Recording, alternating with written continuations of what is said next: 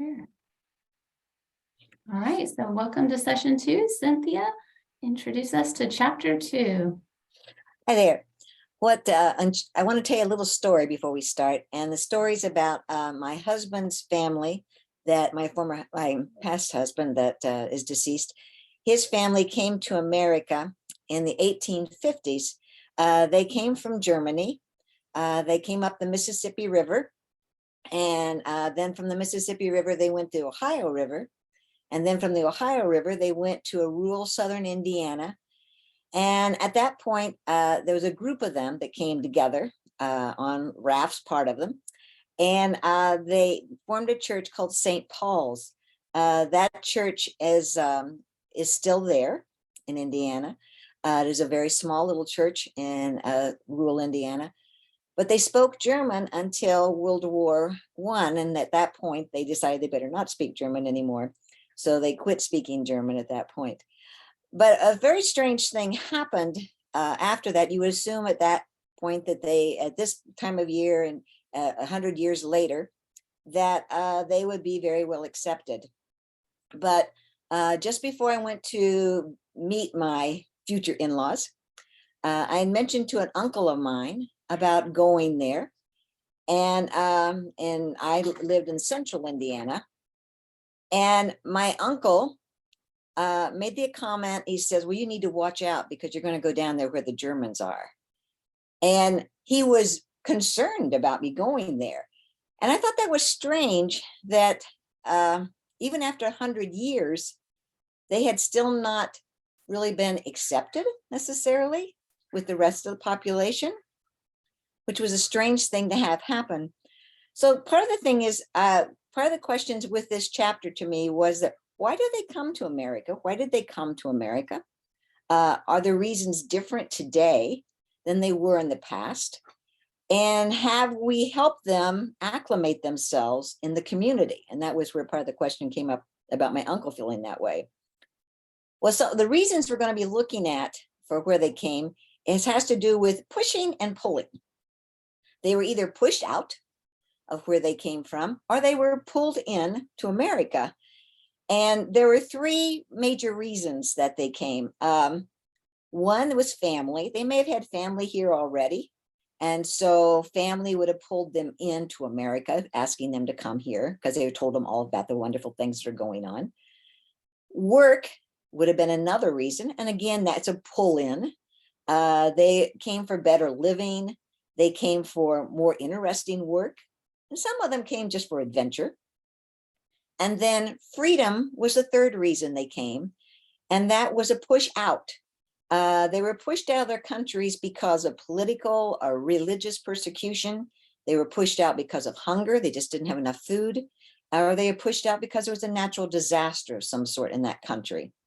So those are the 3 reasons we're going to be looking at. And those 3 reasons, I think you'll find are very similar to what we have today.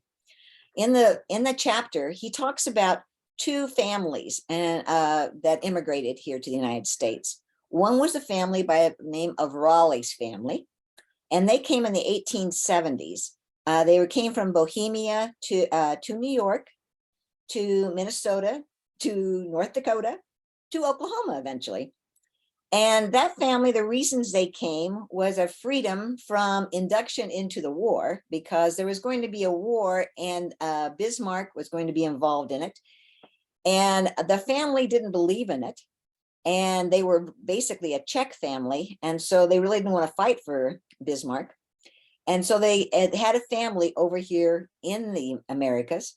And so they were coming here because of family, because of the future of it being inducted in the war, and also for work.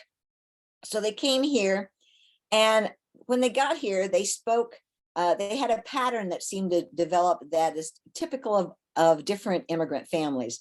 They spoke a native language at home, but their children went to English-speaking schools. And so the children started speaking English at school, and they spoke it with their friends. And public schools became a major vehicle for Americanization for everyone. And so that became important to them. The next family that was introduced was a family by the name of Stevens family. Stephen's family came in the 1850s. His great grandparents met in America. They didn't come straight from Germany here, but they met in America from immigrant families. One family came from West Prussia and Pomerania, and they moved to Wisconsin. The other family came from Germany, and they went to Minnesota. Well, then you ask, well, how'd they meet? Well, they eventually met in South Dakota, where his grandfather became a vicar, and that was where they met. The grandmother had become basically a teacher, and so they'd gotten meet there. Well, they also had developed a pattern for why they came here.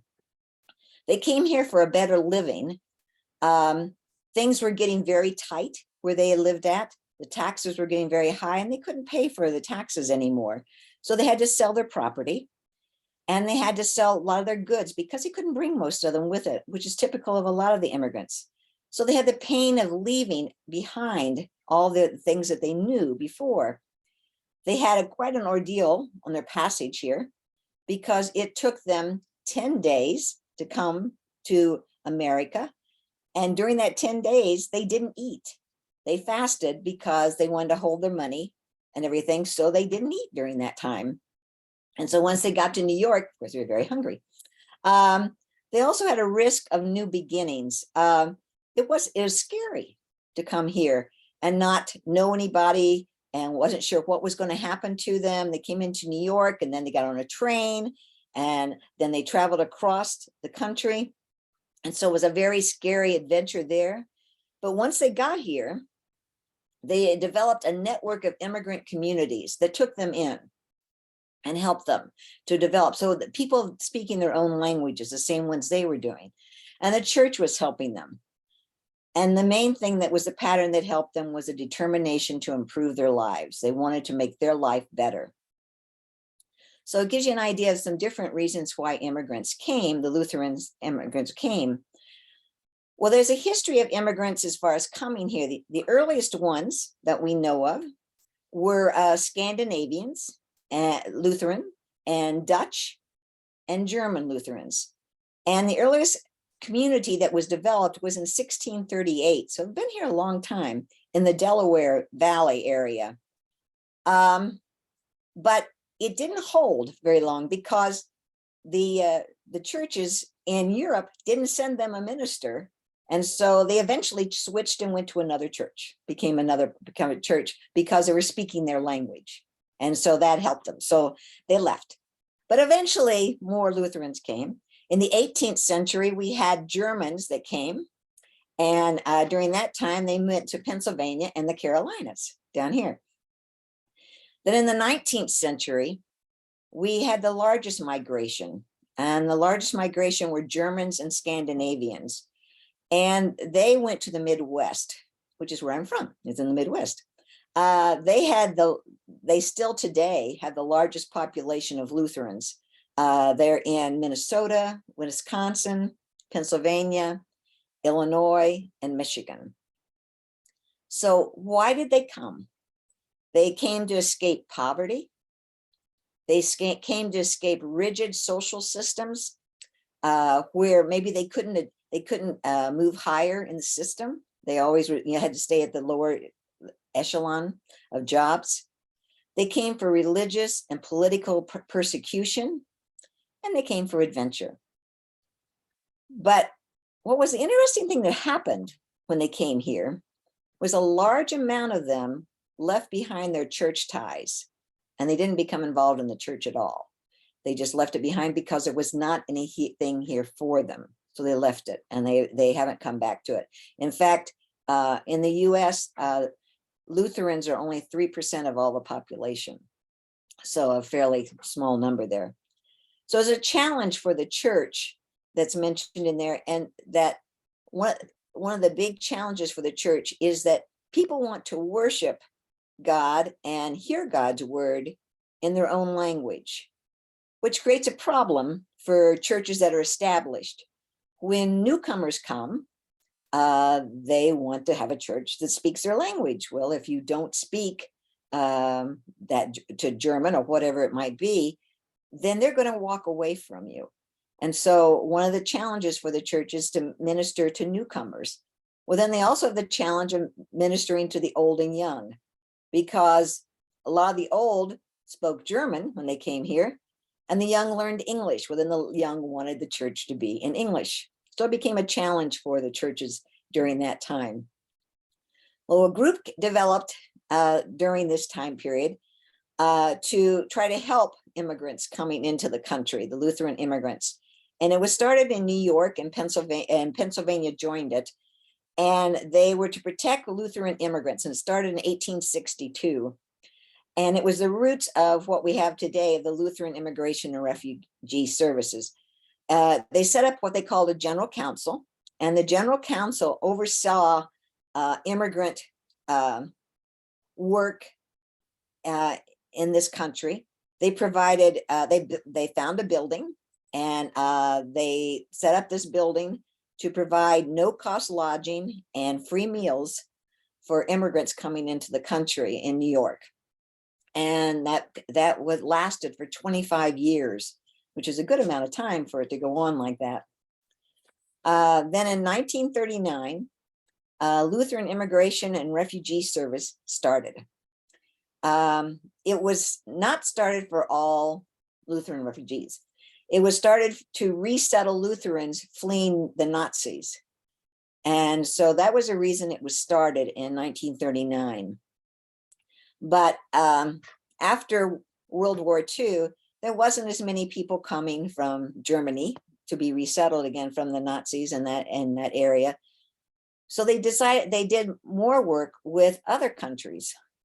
And in today, Lutherans, most of the Lutherans are getting, they're not getting as many as they used to get, but the Lutherans that they are getting that need resettlement are coming from very unique countries. They're coming from Liberia, they're coming from India, they're coming from Indonesia, they're coming from Tanzania, they're coming from Ethiopia, Eritrea, El Salvador, Palestine, China, and other countries as well. So you're going to see that some of the problems are going to come again, that they want to have a church in their language, to have one speak in their language, which is going to be a concern in getting them involved in the communities. The reasons today that they come are the same as in the past. They come from family, they come for work, they come for freedom. So they're still being pushed out other countries and being pulled in to America. So that gives you an idea of the chapter that we've covered. Wonderful. Thank you so much. A church of immigrants. That's our Lutheran history there. Right. I'm going to invite our panel now. I'm going to add them to discuss some of the discussion questions that Cynthia has picked out. And then if anyone has questions about what she read, also, please let us know. Here we go.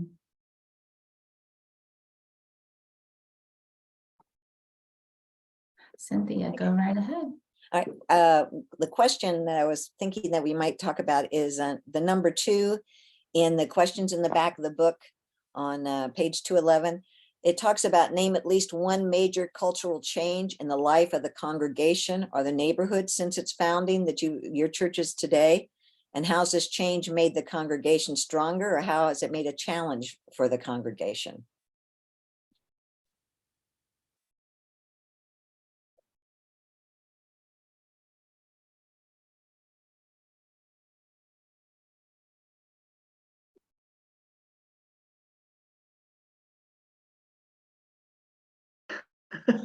That's a hard question, actually, because I don't know. At Lutheran Church of Our Father, we're located kind of in an area that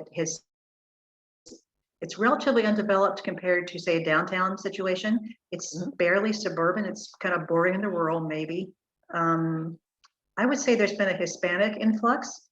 We did a garage sale or a yard sale about 2 years ago, before COVID, 3 years ago. I took flyers to local stores in the neighborhood, and I went to a Dominican hair place, a Vietnamese laundry.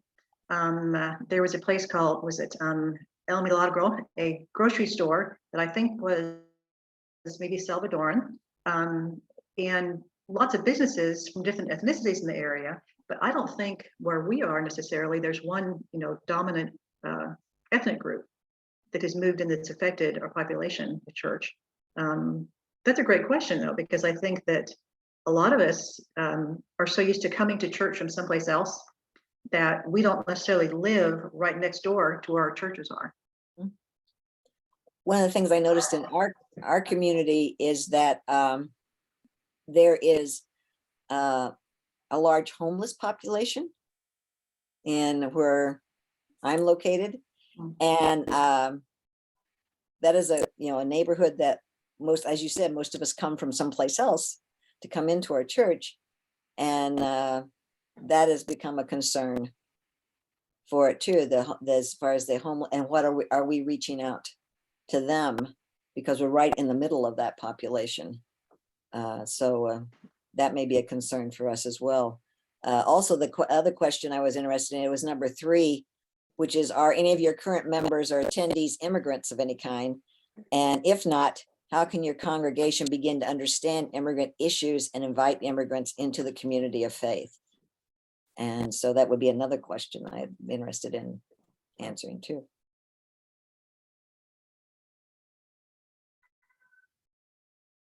Well, back to question 1, I think that it's an important question that if we don't know the answer, that it's important to learn that history with our congregation, to do that reflection in each of our context, because we can learn so much from that history. Dave, were you going to say something? I'm sorry. Yeah, just going back to question 2 again, also, at Christ the King, we've helped resettle refugees at least over the last 20 years from all different countries, and most recently from Syria. And what I've seen, the benefits to the congregation is the group of folks that are interested in helping the family resettle really brings a lot back to the congregation. There's a lot of camaraderie and helpfulness from the congregation in bringing together the supplies and the necessities that the family needs that they're not getting as part of the refugee program. And the thankfulness that the family returns to the congregation is just amazing. So it's just a really heartwarming story to help any kind of refugee family that your congregation might have an opportunity to help.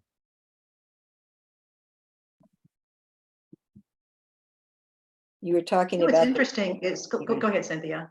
No, I was just saying, he was talking about the excitement of it. And just recently, I was walking into church and the head of our cats group came out and he says, "Did you hear about the couch?" And I go, "No, I didn't hear about a couch."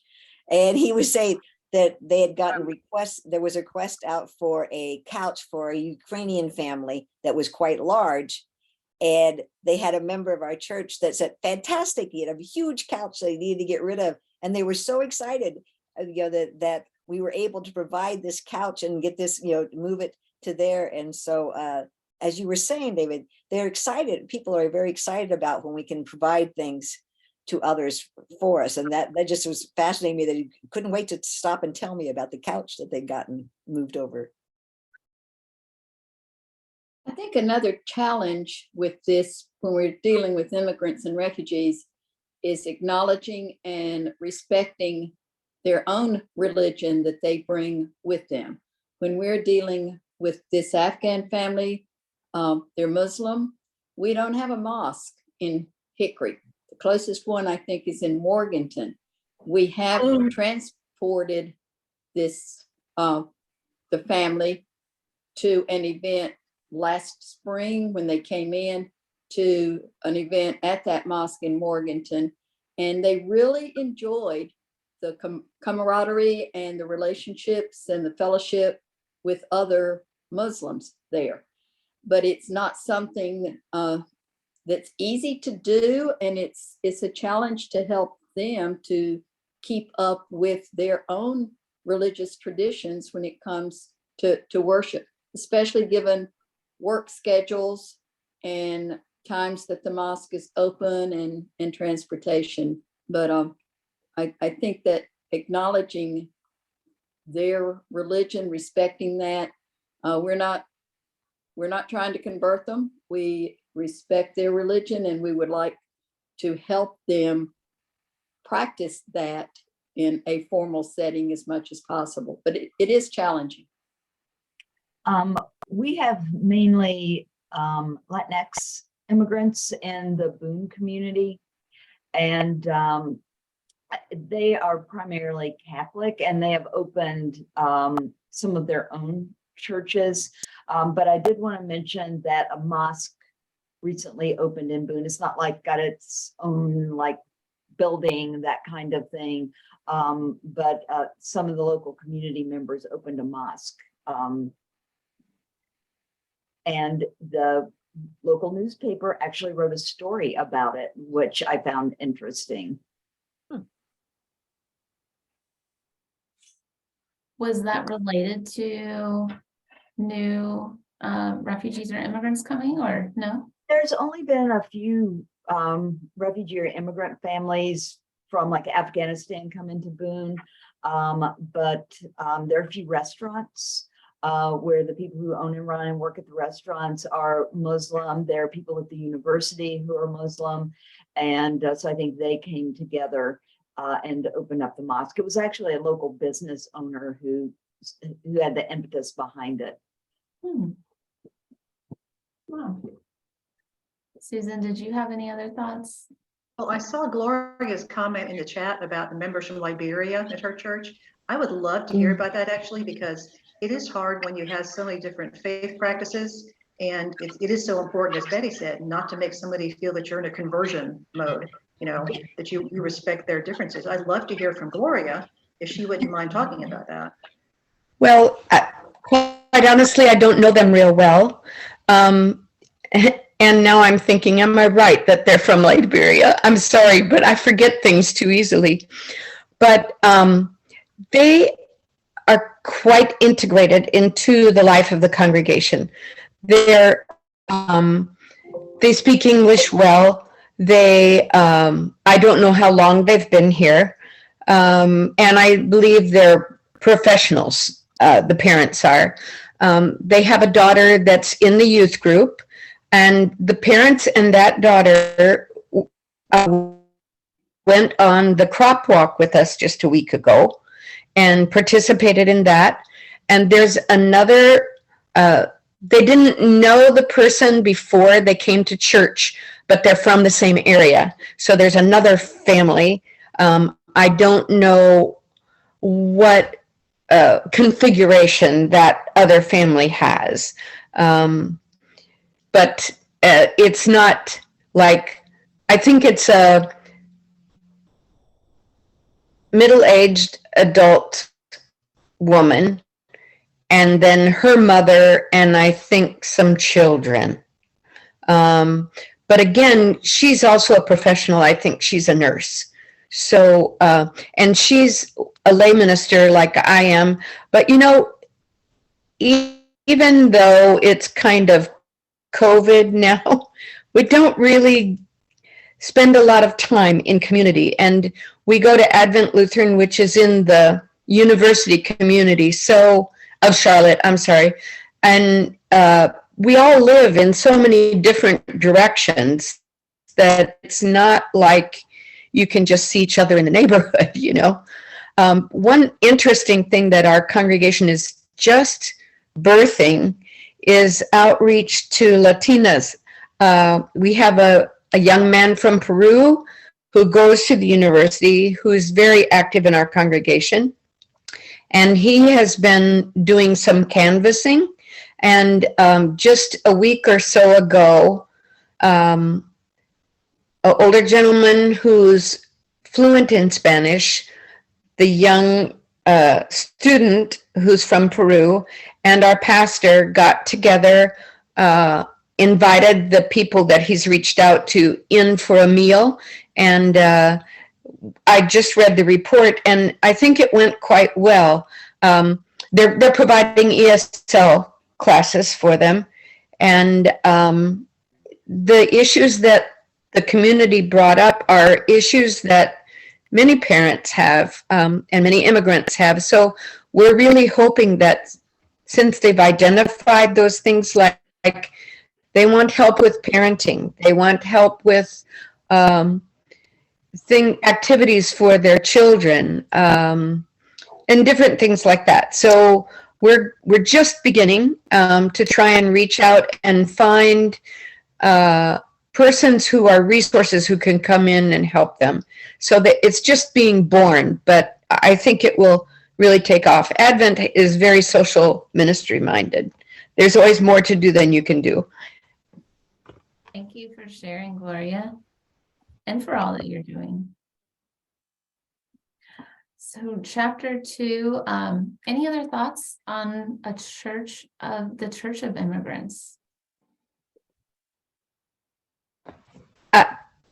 Two things came to my mind when I read the immigration stories in there. It just gave me more insight to a couple of things in my life. I grew up on a farm in Nebraska, very German ancestry. My mother's family has some Swedish. My grandmother, I remember begging her to read to me from her German Bible because it was this big book, and she refused. She utterly refused. I said, I just wanted to hear it. And I asked her to say the Lord's Prayer in German. She would not do that. Now, I was born in 1948, so that gives you some idea post World War II. I heard stories that the church we went to, the rural church, when my father was young, the sermons were all in German. My father-in-law didn't know English until he went away to prep for till he went to school, because it was totally German. But reading this gave me insight that it was a threat, in a sense, to hold on to your German language with the things happening in the world. So I think that's why probably they would not do it, wouldn't share it. Interestingly, I read about the difference with the Swedes in general. One of my husband's former colleagues did his doctorate on the Swedish immigrants. And the thing that I read made me think was the Swedes were more into, I'm in this country now, this is going to be my language, this is my new home. They went forward into assimilating rather than staying back and keeping their own. So I gained that insight. I think that's a good point, that the sharing of stories throughout the book is just a really powerful way for us all to connect, for the readers to connect with our history and the ongoing immigration and issues. Okay, well, I think that we are ready. And I see in the chat too, I just want to point out, if you didn't see, that Heather shared a video that explains the history of immigration in the US a little bit more. And that might be a good, did you want to say anything more about that, Heather, to the group? Sure. I shared this when we did the LIRS study on immigration I guess it was in September. We did 2 weeks of it, and I showed this video. It's actually told by an immigrant who came to study in the United States.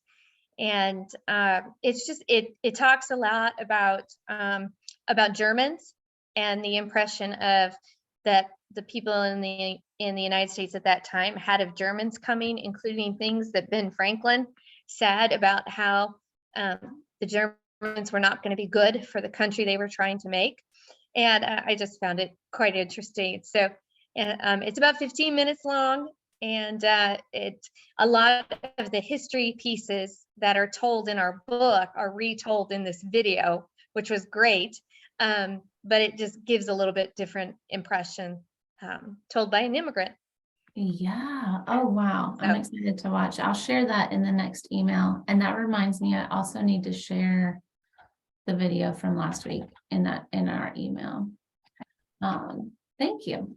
Just following up on what Heather mentioned with respect to that video, back in mid-September, PBS had a 3-part series that Ken Burns, the historical documentarian, had put together. It was called The U.S. and the Holocaust.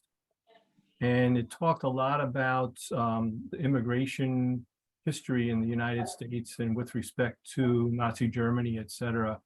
It's obviously weighted towards the Holocaust, but there's a lot of U.S. historical information there too. I tried to see if there was a link online that it was still available through PBS, but if I searched correctly, unfortunately, it's not online. You'd have to purchase the DVD from PBS.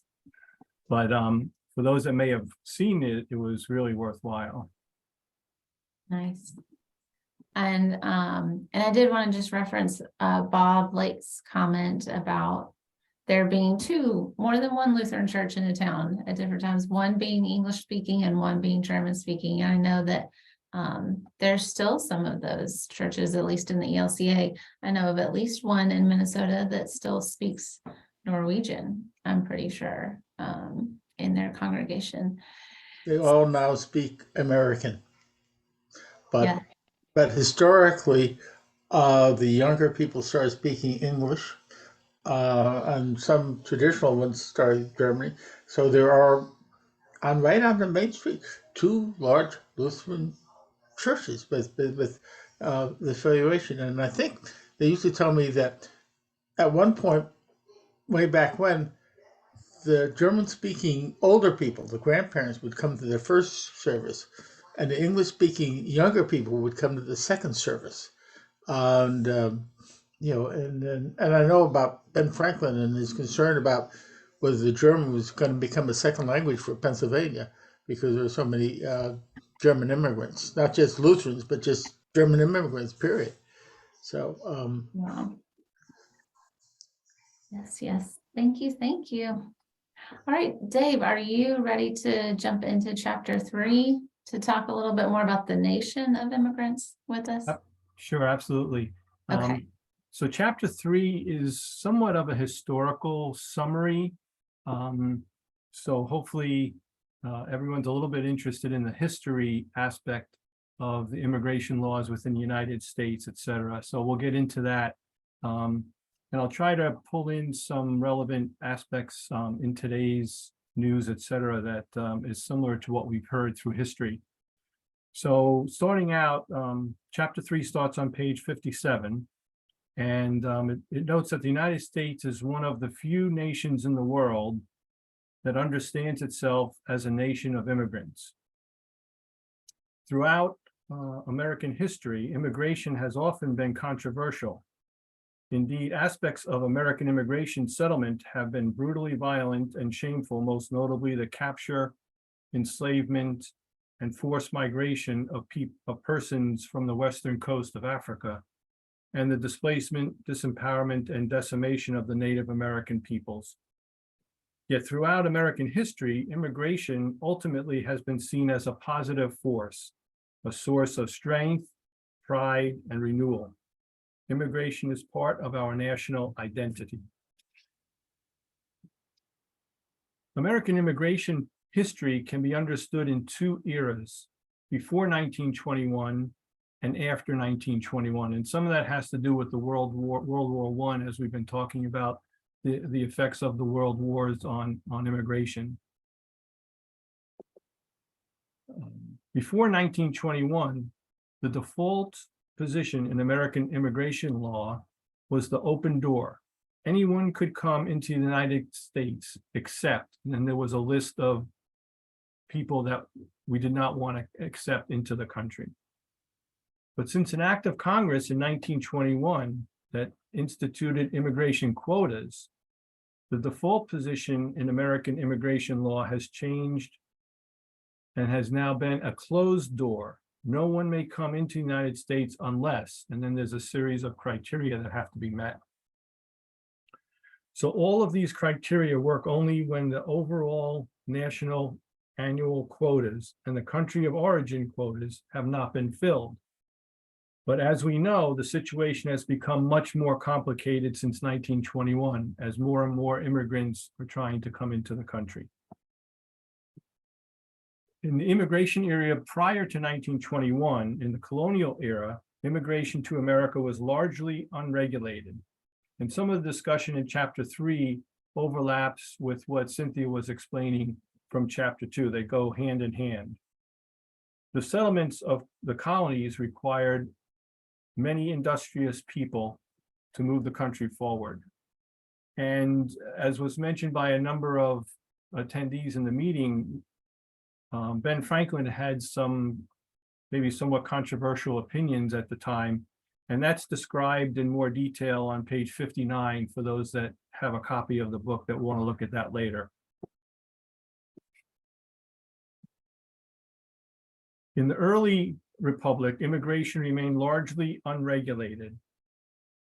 And after the Napoleonic Wars ended in 1815, the first half of the 19th century saw a large increase in immigration to the United States. Among the prime source countries were Germany and Ireland. And we've heard a lot about the German immigrants coming to the country.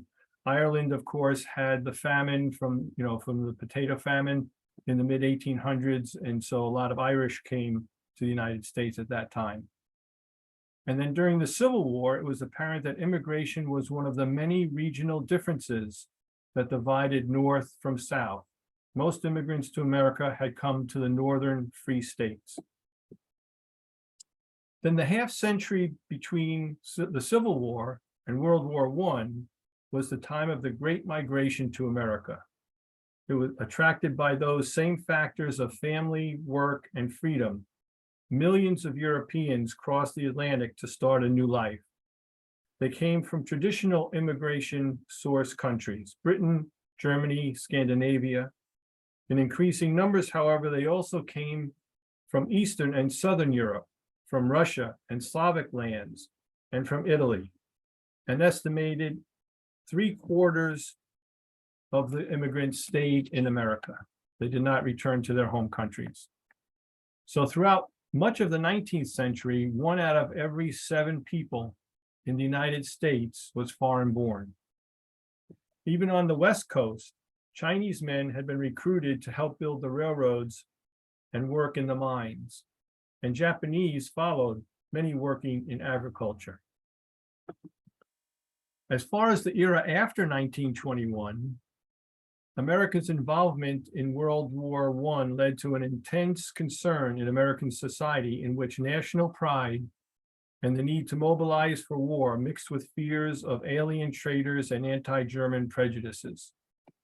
These fears of the foreigner were compounded after the Bolshevik Revolution in Russia for the fear of communism and anarchists coming to the United States.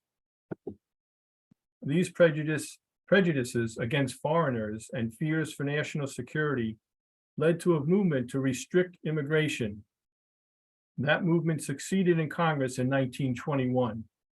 And these, as you look at history, you'll see the recurring themes. So these fears and prejudices are similar to what happened after 9/11, of course, with the concern with terrorism and the security of the country. So the 1921 immigration law fundamentally shifted the legal dynamics of immigration. No longer did the law assume that most potential immigrants would be allowed in. It was now assumed that most would not be allowed in. Overall limits on immigration numbers were set at levels considerably below those of the previous half century. Country by country quotas were set. The combination of the restrictive new immigration laws, the catastrophic economic decline of the Great Depression, and the travel restrictions of World War II led to a dramatic decline in the number of immigrants coming to the United States. In fact, during the Depression, there was a net outmigration from the United States. America's restrictiveness was most shamefully illustrated in the failure of the United States to open its doors more widely to those fleeing from the Nazis after Hitler came to power in Germany in 1933. And that's what's described very well in the PBS documentary that I mentioned, The U.S. and the Holocaust by Ken Burns. In the first years after World War II, the doors of the United States remained nearly closed to those displaced by the violence and persecution in Europe. Finally, in 1948, in response to Christian and Jewish religious leaders' appeals to President Truman and the Congress passed the Displaced Persons Act. This law allowed entry into the United States of up to 400,000 European refugees, quote unquote, displaced persons, or DPs, who had been forced from their homes because of the war. And we're seeing some of that displaced person issue with the Afghan refugees and the Ukrainian refugees that are coming now. The Lutheran Immigration and Refugee Service was the leading sponsoring organization for Lutheran displaced persons, especially those from Latvia and Estonia. All in all, U.S. Lutherans helped resettle some 57,000 displaced persons through LIRS. Meanwhile, on the southwestern border, immigration controls were much more relaxed.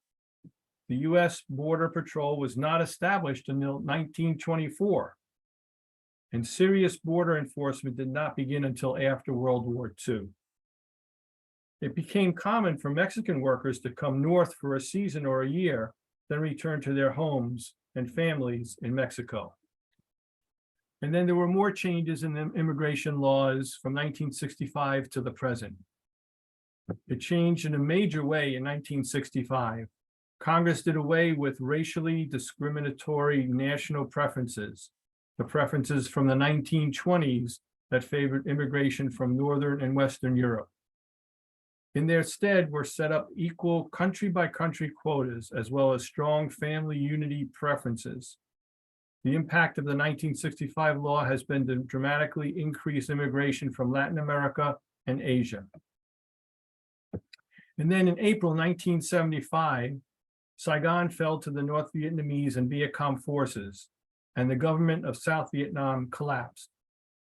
Despite political polling showing that a majority of Americans wanted nothing more to do with Vietnam or the Vietnamese, President Ford felt strongly that the United States owed them a debt of honor, similar to the Afghan special immigrant visas that are being offered to the Afghan soldiers and such that helped us during the Afghan war. He was able to convince Congress to pass a special law allowing entry to Southeast Asians. In the half century since, the United States has admitted more than 1.5 million refugees from Vietnam, Cambodia, and Laos. From the beginning, Lutheran Immigration and Refugee Service was a major partner in this national humanitarian effort. With bipartisan support, Congress passed the Refugee Act of 1980, and the United Nations definition of a refugee was incorporated into U.S. law. Under that Refugee Act, the United States has set up an orderly system for resettling refugees admitted from overseas, as well as for adjudicating the claims of another group of refugees, asylum seekers, who make their own way to the United States and then seek protection here. By 2019, about 1 out of every 100 people in the United States is a refugee. From the beginning, LIRS has been a major partner with the government in this effort, mobilizing the involvement of Lutheran social ministry organizations, congregations, and individuals, as we've heard from folks attending this evening's discussion. In the early 1980s, it became apparent that U.S. immigration law was not working well. The rigid congressionally defined quotas on how many persons could enter the United States and for what reasons and from what countries were not responsive to the supply and demand dynamics of immigration. In short, many people who wanted to come to the United States for family, work, or freedom could not get authorization to do so.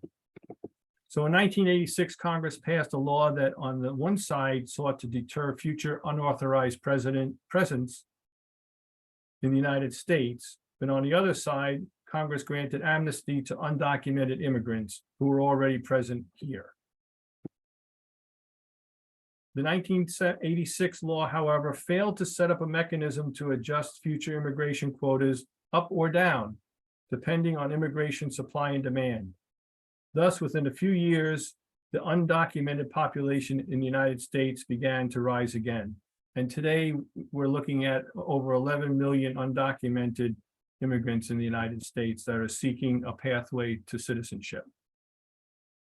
The decade between 1986 and 1996 saw the Congress taking some measures that were expansive of immigration and others were restrictive. Sounds like something that's going on today. The 1990 law also significantly increased annual quotas for the number of immigrants and provided for temporary protected status, TPS, for persons from countries suffering from persecution, war, or natural disaster.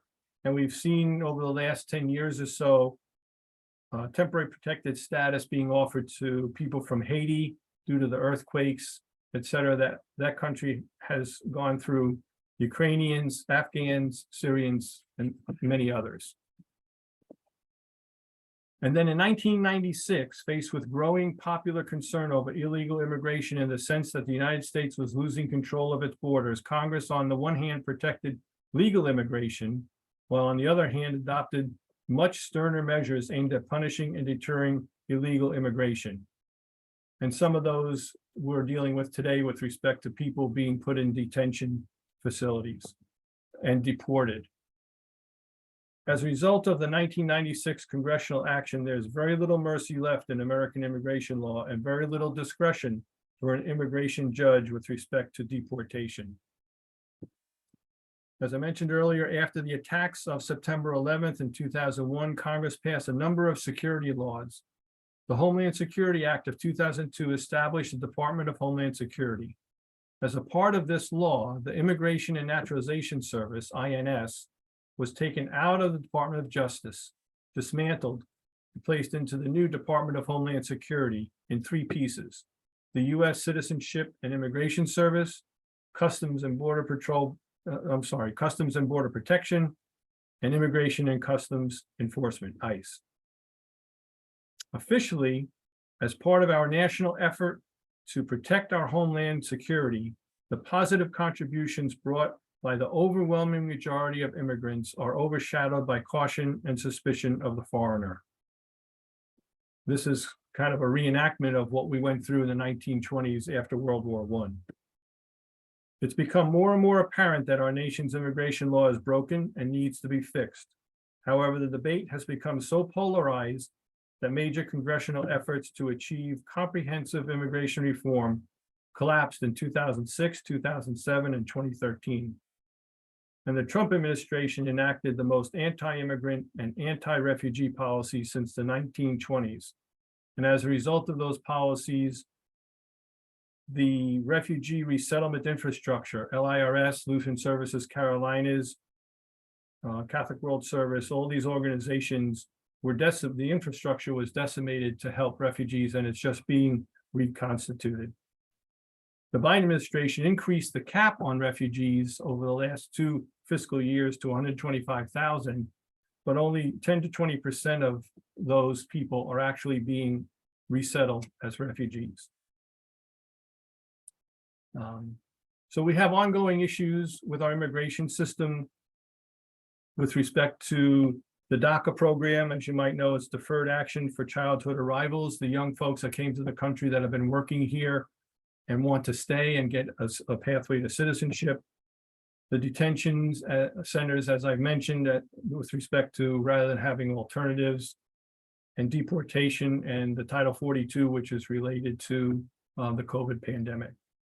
So the next chapter is actually going to examine the ways in which our system is broken, but this is a summary. This chapter was a summary of what got us to the immigration laws today.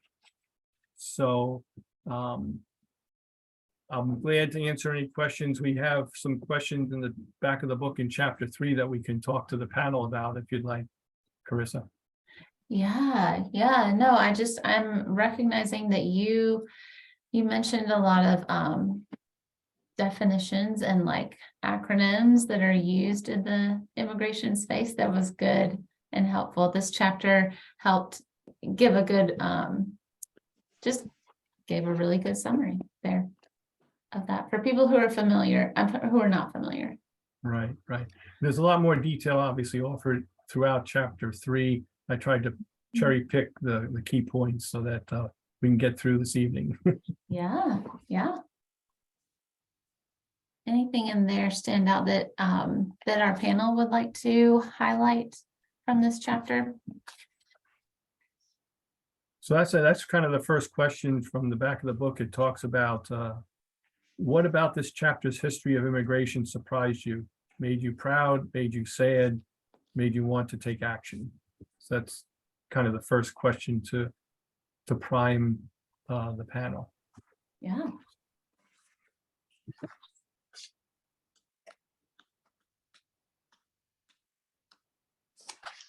Susan, you look like you're on the, Well, I guess it's the fact that we have not made more progress in all these many hundreds of years in how we approach immigration. And I think it's important too to kind of talk about defining the terms with acronyms and this kind of thing.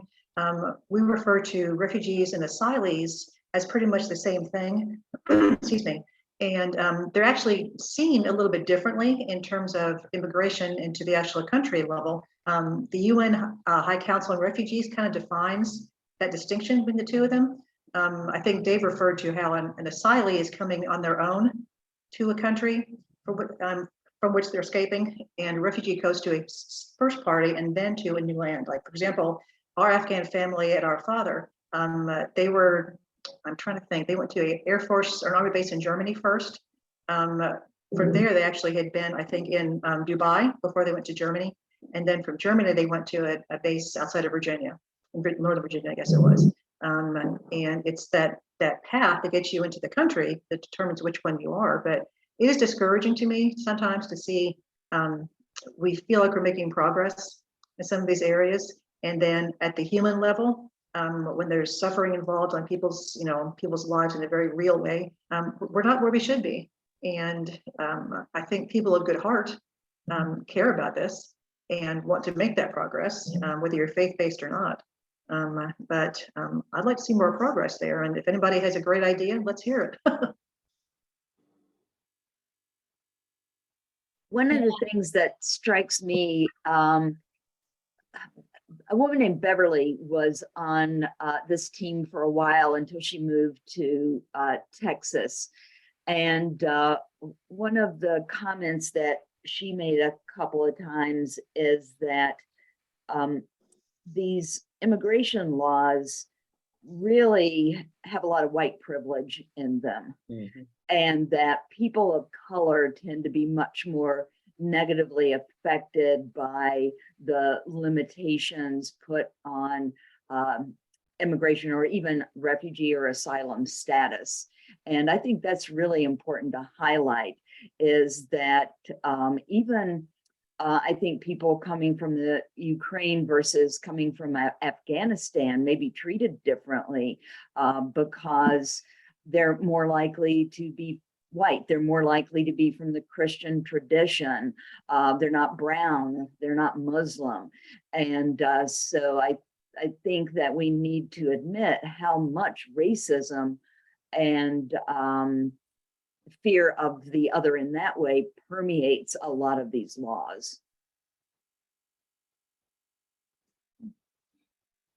absolutely. And that reminds me of our first discussion with Bishop Smith and Pastor Bowman, talking about just how fear drives so much of this. And we can kind of see, it was interesting, Dave, was you were reviewing the chapter in a short amount of time to see how we evolved from being the open door to the closed door to the even more closed doors into the pushing out. It's interesting to see that evolution, and fear definitely plays a part in all that. Well, and I think fear has been the driving factor for all of the negative changes that have taken place. One thing that made me sad was that whole scenario of 1939 with that boat of 937 passengers from Germany being turned away from Cuba, being turned away from Florida, finally having to go back to Belgium. And the very idea that we would turn away, and it was out of fear. And then of those that got back, according to the article, many of them were sent to concentration camps anyway, and only over 200 survived to tell the story. And then the same thing happened with 9/11. 9/11 created a fear that certain nationalities should not be allowed to come into the country. Same thing with the Japanese, putting them in concentration camps because we feared them. It seems to be that driving factor that causes us to do things that are unchristian and not good for our neighbors. So it's I don't know how you get past that except to keep working toward trying to overcome that fear factor. One of the things that I've noticed, and this is a lot of the people in my hometown more than it is in Boone, is that despite all the messages in the Bible, and both in the Old Testament and in the New Testament, about welcoming the stranger and helping take care of people, that a lot of people cherry pick, and I don't have it right on like available, but there's a passage from Deuteronomy about how foreigners come and they take your land and they take your money and they take control. And so rather than focusing on the message of Jesus and kindness and welcome, they focus on that one verse. I think it's in Deuteronomy 38 that really pulls this fear of the foreigner in. I'll see if I can find it really quickly.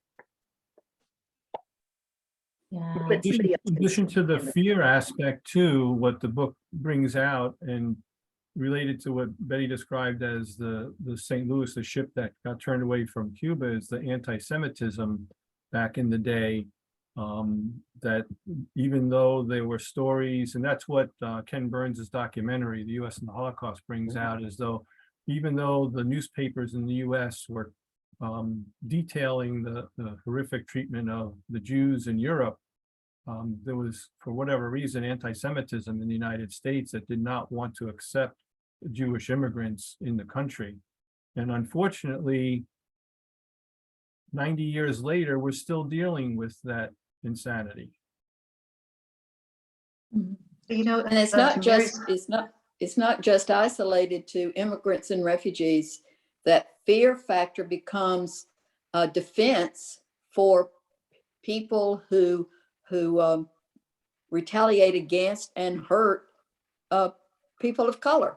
How many policemen have gotten off because they feared for their lives from someone who was not really a threat, but he was an African American? This thing of fear is a scary, high powered mechanism for a lot of things that are wrong about the way we operate. Yeah, and I appreciated Tim and Stephen's conversation on just how this book and how the Bible, the biblical mandates that we are called to follow as Christians, calls us to love our neighbor. And that's what this book is trying to help it remind us of, and what hopefully we will all be encouraged to promote more in our own communities and our congregations. So the people who decide to ignore that, cherry pick this Deuteronomy 28, 43 and 44. Foreigners who live in your land will gain more and more power while you gradually lose yours. They will have money to lend you, but you will have none to lend them. In the end, they will be your rulers. And so I've had people I grew up with use that verse to support the wall and very rigid immigration laws. And when I say, well, Jesus says to love your neighbors, they'll be like, well, then my neighbors are the people who live next to me. They are not my neighbors. And so it's this rigid, fearful mindset that's so hard to get people to get out of that little box and look more broadly at what love and welcome is. Mm. even if they look at our country economically, we are hurting ourselves because of lack of immigrants. I mean, this is something that just as a country is something we need. We need the fresh ideas. We need the fresh people to come in and help, you know, and it's something that we've forgotten. Yeah. You know, to Cynthia's point, my husband's an engineer, and whoop, here's some background there. And he works with the international group. Probably half his coworkers are from a different country.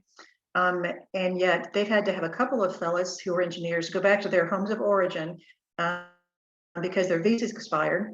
But our immigration system permits them, because they are of high value in their specialties, to have priority in the immigration system. And they're great at their jobs, and they're contributors to our society. They pay taxes. Oftentimes people don't realize this. If you pay taxes here, if you don't have Social Security access, you're paying taxes into a system that you'll never get money back from. Especially if you never have a citizenship situation here. I work with folks in Charlotte in the Montagnard community, many of whom had green cards, but not citizenship. And oftentimes there was different legislation, but if you pay into the system, you will never get Social Security, for example, even if you had it withheld from your paycheck for many, many years, if you aren't a citizen. And there are a lot of little rules like that that do sort of what Mary was talking about. They cherry pick who's considered desirable, who's going to open the door, and who's going to close the door behind. Yeah, the economic status, you know, the immigrants have helped greatly there. And it's interesting that they pay taxes, they pay income taxes, they pay taxes on things that they buy, but they pay taxes, yet they have no voice in how those taxes are spent. You know, that's taxation without representation. You get down to it, we fought a revolution over that.